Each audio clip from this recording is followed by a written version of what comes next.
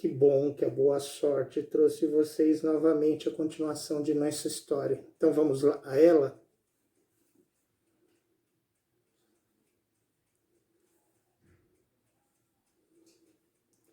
Trigésima quarta noite. Dinazarda, tão curiosa como o sultão de saber o que daria de si a chegada do califa à casa das três senhoras, não se esqueceu de acordar a sultana muito cedo. Se não dormis, minha irmã, lhe disse ela, rogo-vos que continueis a história dos calênderes. Prosseguiu-a logo Sherazade, desta sorte, com licença do sultão. Sendo o califa, o seu grão-vizir, o cabo dos seus eunucos, introduzidos pela bela Sofia, saudaram as senhoras e os calênderes com muita severidade. As senhoras os receberam do mesmo modo, crendo que eram mercadores. E Zobeida, uma principal, lhes disse com ar grave e sério que lhe era própria: sejais bem-vindo, porém, primeiro que tudo, não tomeis a mal que vos peçamos um favor. E que favor, senhora? Respondeu o vizir. Pede-se recusar alguma coisa tão belas senhoras?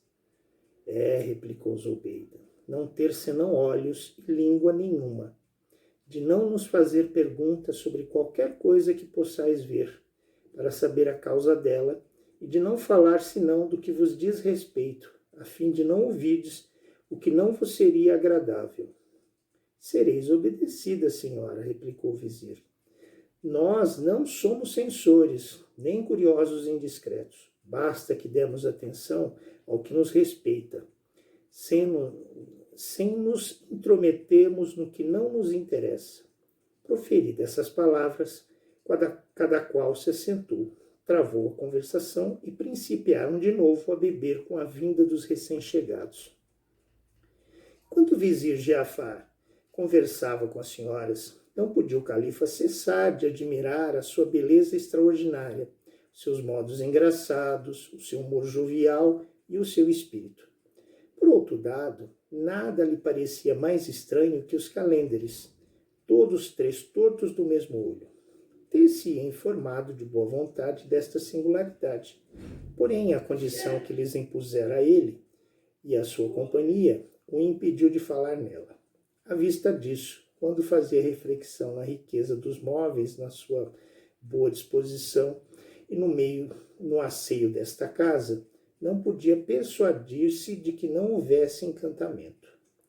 Caindo a conversação sobre os divertimentos e as diversas maneiras de regozijar-se, os calênderes levantaram e dançaram ao seu modo uma dança que aumentou a boa opinião que já tinham concebido deles as senhoras, e que lhes granjeou a estima do califa e de sua companhia.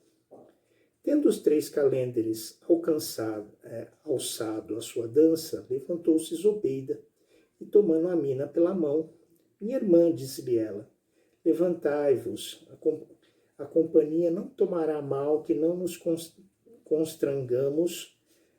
constrangemos a sua presença, não nos impedirá de fazermos o que costumamos. A mina, que percebeu o que sua irmã queria dizer, se levantou e tirou os pratos à mesa, os frascos, as taças, os instrumentos com os que os calênderes tocaram.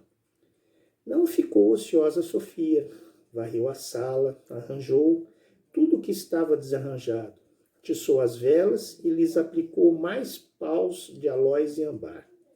Feito isso, rogou aos três calênderes que se assentassem no sofá, a um lado e ao califa do outro, com a sua companhia. Quanto a Mariola, disse-lhe, levantai-vos e dispondo-vos a dar-nos a mão, no que vamos fazer. Homem como vós, que é como da casa, não deves ficar em inação. Já Mariola cozera um pouco o seu vinho, e tendo arregaçado o seu vestido até a cintura. Eis-me preste, diz ele. De que se trata? Está bem, respondeu Sofia. Esperai que vos falem. Não ficareis muito tempo com os braços cruzados.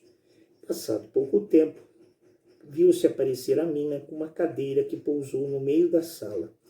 Foi depois à porta de um gabinete e, abrindo-o, fez aceno ao Mariola para que se chegasse. Vinde, disse ela, e ajudai-me. Obedeceu, e entrando no gabinete com ela, saiu um instante depois, seguido de 2 cadelas pretas, cada uma das quais tinha um colar atado a uma cadeia que lhes segurava, que pareciam ter sido maltratadas com pancadas. Adiantou-se com elas para o meio da sala. A sultana da passagem adiantou-se com elas para o meio da sala. Então Zobeida, que se tinha assentado entre os calendres e o califa, se levantou e foi com gravidade até onde estava o Mariola. Ora, diz ela, dando um grande suspiro, façamos a nossa obrigação. Arregaçou então os braços até os cotovelos e, depois de ter tomado um açoite que Sofia lhe deu, Mariola, diz ela, entregai uma dessas cadelas à minha irmã Amina e chegai-vos a mim com a outra. Fez o Mariola o que lhe se ordenou. E, tendo-se chegado a Zobeida, a cadela, que segurava, principiou a dar gritos e voltou-se para Zobeida, levantando a cabeça com ar de súplica.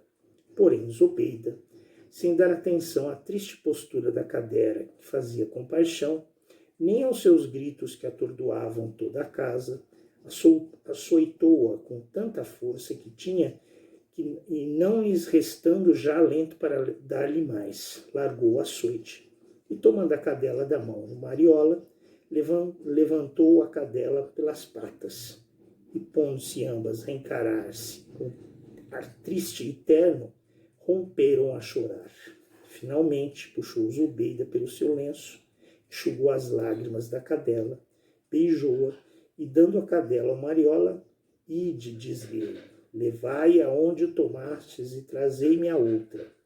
Levou Mariola a cadela açoitada ao gabinete e, voltando, tomou a outra das mãos de Amina e foi apresentá-la a Zobeida, que a esperava.